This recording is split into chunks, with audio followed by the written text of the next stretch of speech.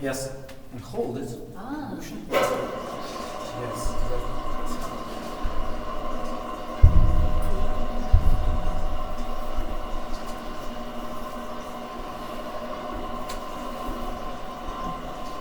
And the red one for Demolition of United States of America. cool. Should I press? Well, thank you very much. So it is enough for us to step in. So you see, it goes slowly. Just imagine you hear a siren, you kind of trying to find a shelter here, but it's very slowly go aside, and it's even slower goes back. So this is a 10 tons that will protect us from shock wave of a nuclear strike.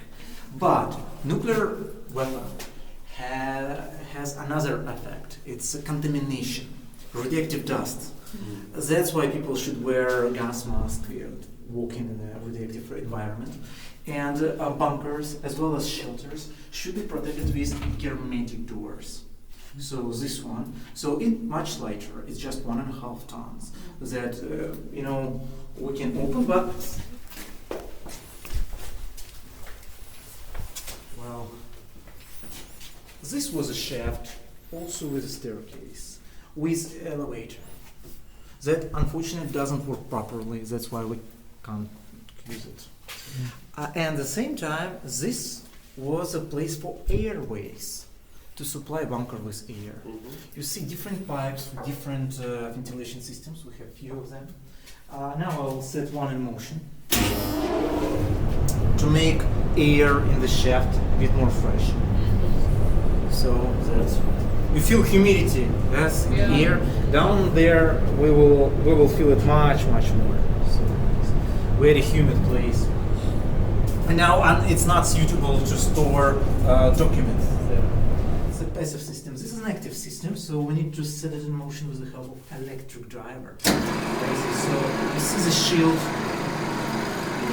that just turns and blocks the motion of air. So after that, you cannot receive any air from the surface. You need to rely on some reserves that you have there. Those reserves were not for decades. It's only in the movies people live in bunkers after apocalypse. No, it was for 2 weeks. 2 weeks. They thought that it was normal time to wait out highest level of radiation and to wait out nuclear war. Nuclear war, just exchange of nuclear strikes, it may be 30 minutes, from 30 minutes to 9 hours. So, and then there should be moves of army units, tanks, infantry. Like first week, Soviet army should come to France and occupy it, and another week to go to England and Spain. So that's how nuclear war ends. So 2 weeks was enough for that. Well, fortunately, I wish that we will never find out how it actually works. Actually, not to walk there. Where we can walk is a passage behind this hermetic door. But first, we need to open this. Can I ask you, sir? Sure. Take the key, so be careful, and rotate it clockwise. So you can use both hands. How many times? Until it's open. Oh, great. Now close it. So that's one way. Open door to the bunker.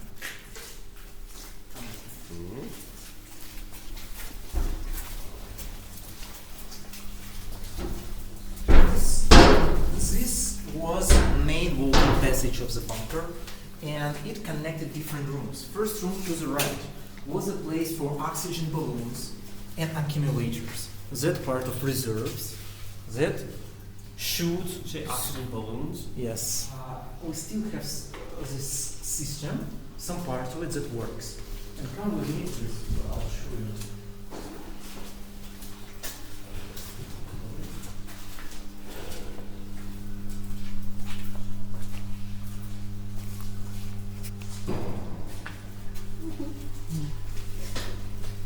Be careful, low passage here.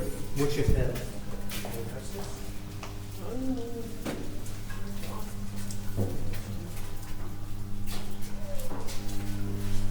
What's your head?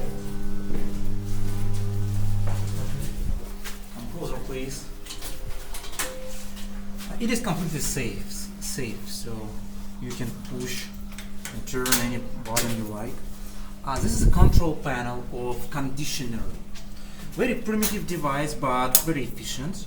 And some parts of it were taken away, but some parts still works. So what was the idea of these things? To keep air dry and on the same level of temperature. 17 degrees and 45% of humidity. How they were planning to do so? You hear water streaming. So actually water can make air dry if this water very cold. Because when it's cold, humidity condensate. That's how you take the humidity out of air. So now I can demonstrate how it works. I will set the ventilation in motion. It's gonna be loud. If you're ready, here's to spray water in the air. So, sir, can I ask you to open with both hands? Yes, yes.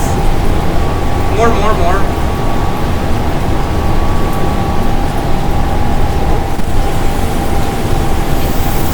Yeah, so that's how it goes. Thank you.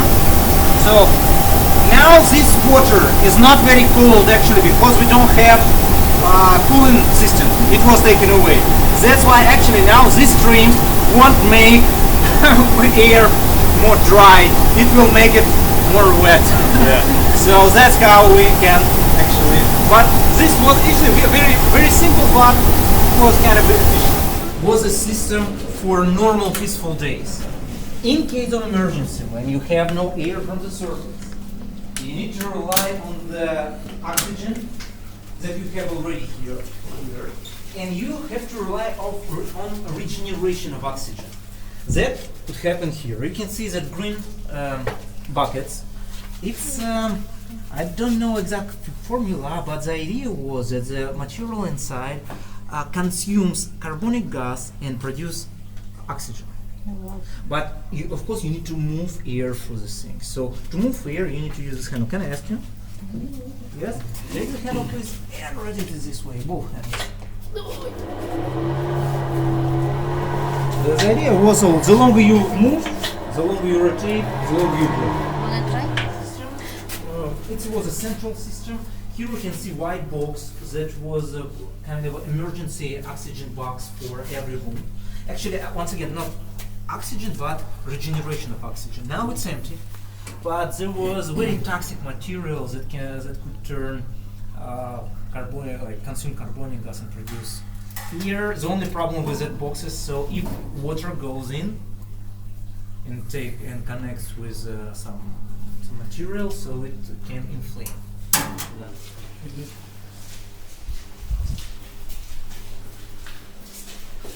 Well, how this bunker looked like in the old days. It wasn't empty tunnels like we have today. It was narrow passage with shelves and safes around. And have a look at these white boxes for emergency regeneration of oxygen. But all of this equipment was taken out. So now we have just empty tunnel like this. Be careful.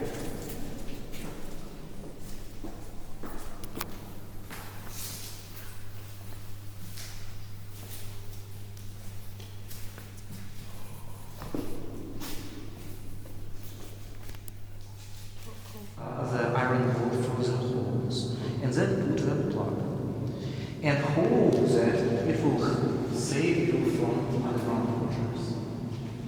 But you know, underground waters anyway will go through. You cannot keep it forever. Yes, the bunker was complete. In 2008 we had economic crisis. You remember 2008? Mm-hmm. And many programs were stopped and cancelled. And Minister of Foreign Affairs decided that they didn't need this bunker anymore. So from 2008 up to 2018, which was just like this. Yeah. Last year, 2018, July, this date, it was open for public, so now we can enjoy the views and acoustics. You hear, so one day I wish we'll have maybe some church choir here. It sounds so good, but we can test acoustic even now.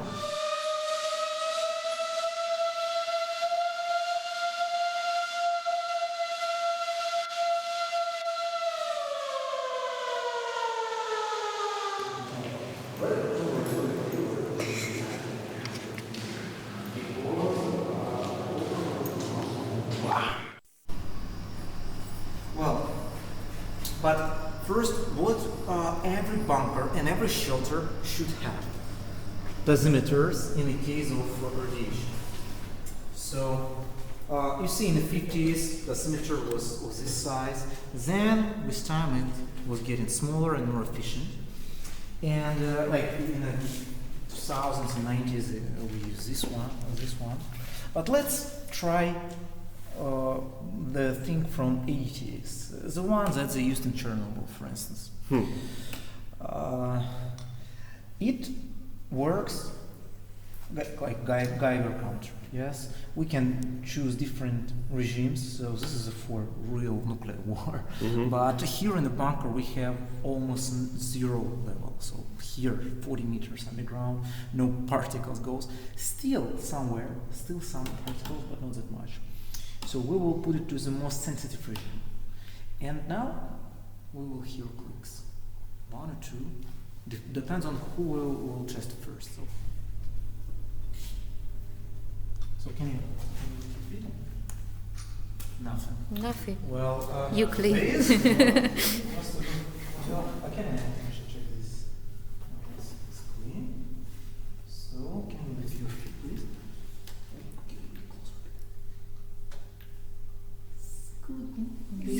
It's not meaning. You see, one or two clicks. It's actually. This thing, yes, all devices have something, yes. One or two clicks, it's.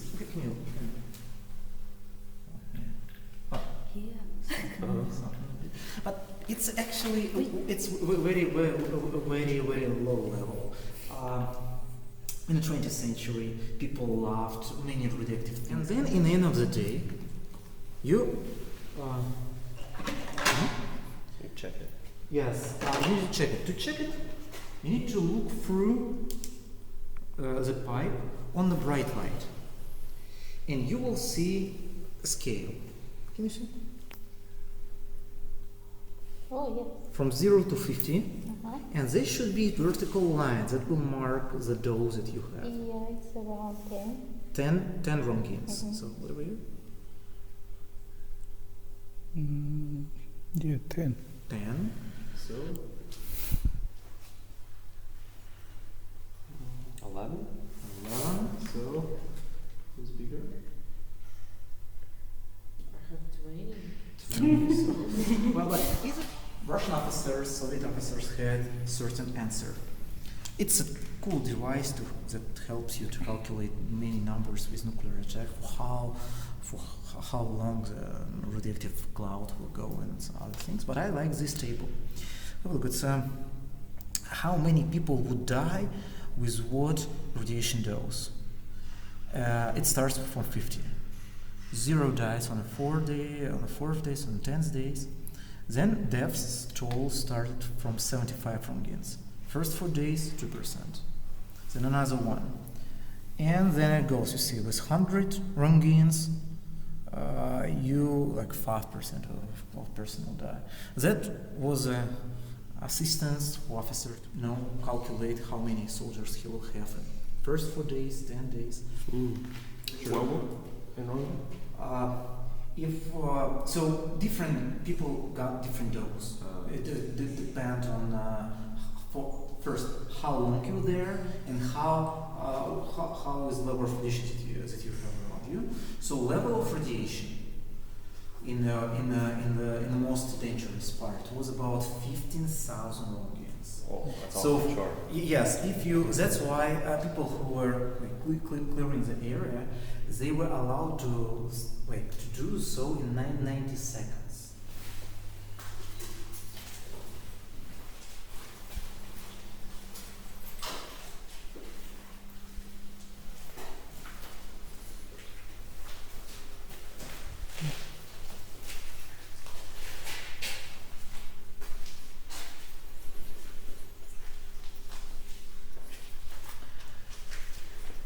Our museum is a museum of modern fortifications. So here we're speaking not just of radioactive sources and tunnels, but of the system of underground bunkers that Soviet Union had.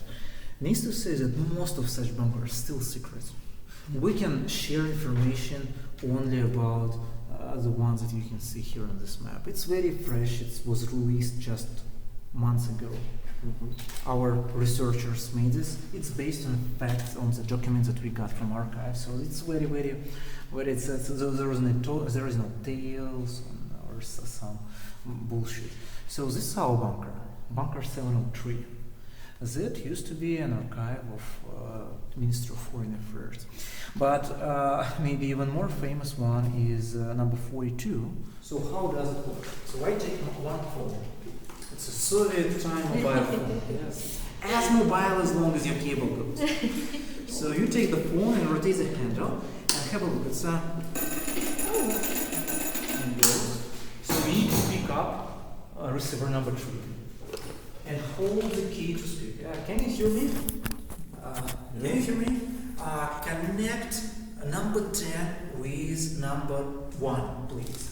So you take cable number, this is number 3, but take cable number 10, this one, and stick it to the number 1. So then we connect with some. So, and if we take this thing back, so we will hear that it sounds on the other port. So this is a very simple system, there are 10 channels, but it could be a device for hundreds of channels. So a lot of people exchanging the numbers. Теперь их начали строить исключительной процедурой, укрываясь от бетона и выхода. В легких подвальных бомбоубежищах горожане пережидали налеты немецкой авиации во время Великой Отечественной войны, а жители Москвы использовали для этой цели еще и тоннели метрополитена.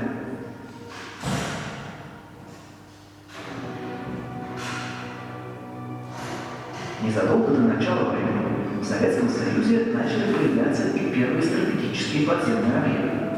Спустя несколько лет после открытия первых станций метрополитена в Москве, метрострою было поручено создать под землей ряд секретных сооружений, ключевые узлы связи, командные пункты и укрытия для высших должностных лиц немцев.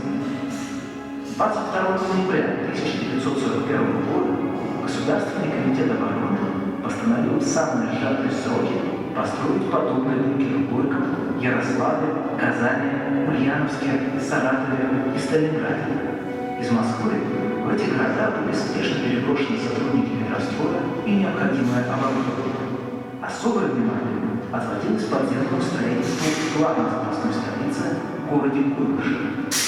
Там было сооружено сразу 2 запасных правительственных бункера увеличенной площади и повышенной прочности. Однако в битве под Москвой немецкое наступление было остановлено. Враг был отброшен далеко от города, полная эвакуация высших органов власти не потребовалась. И теперь строительство стратегических бункеров продолжилось в Москве. В 1942-1944 годах под ногами ничего не подозревавших столичных жителей появилось множество секретных объектов на усиленных разборах. Подземный объект номер 1 выступал в роли центральной телеграфно-телефонной радиостанции. Объект номер 18 обеспечивал функционирование штаба ПВО. Объекты 25 и 31 действовали в качестве особо защищенных для членов правительства, а объекты 32 и 32 bis служили узлами связи генерального штаба. Напомню, что 20 метров земли защищают от попадания авиабомбы приблизительно так же, как 4 метра железобетона, а глубина заложения в 30 метров гарантировала стопроцентную защиту бункера от любого боеприпаса времен Великой Отечественной войны. Ситуация изменилась с появлением нового разрушительного оружия – ядерного.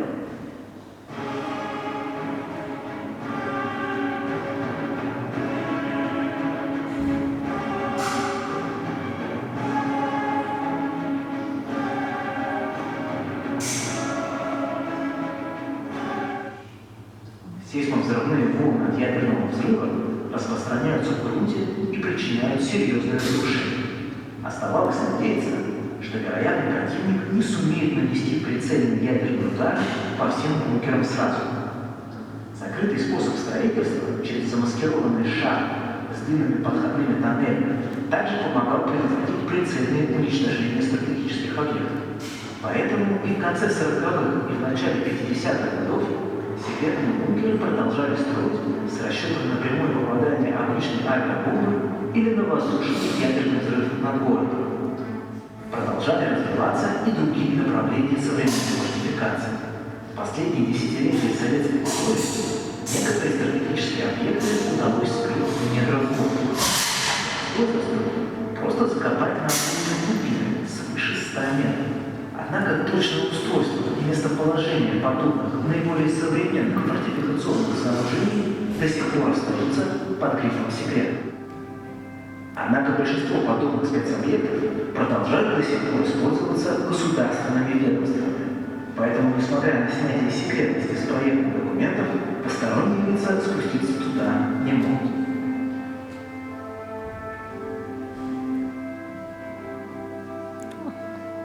A lot of them.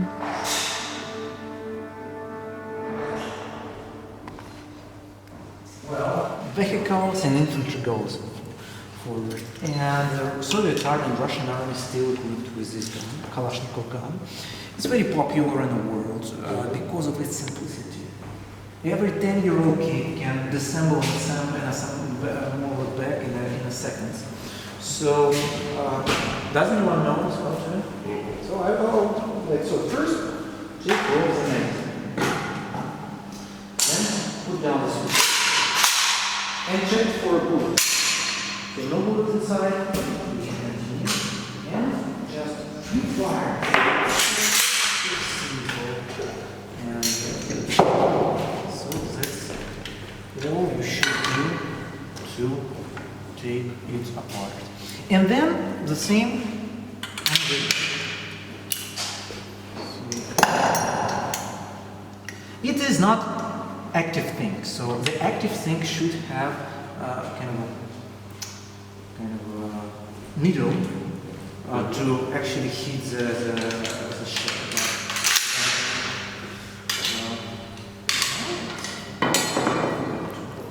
The spring.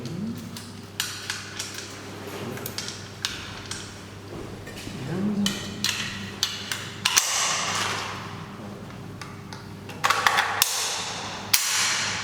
so that's how you see. Anyone wants to try? Well, this is a typical classified documents that they had here. It's some telegram from ministry to Soviet ambassador in Jordan, Iordania. So you see that secretno, that means secret So mark. it's real document? Is it real document or just? This is a copy that we can share. Ah.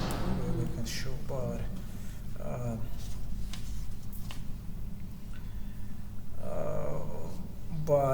the all active secrets, all actual secrets, they still keep somewhere, maybe in another bunker.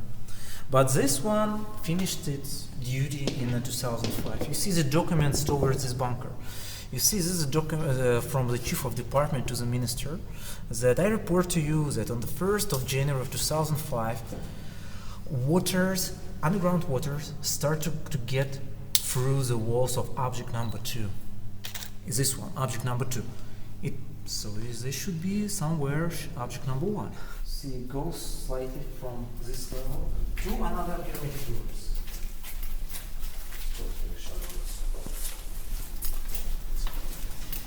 We should create some escape room here. Yes, So much yes. fun.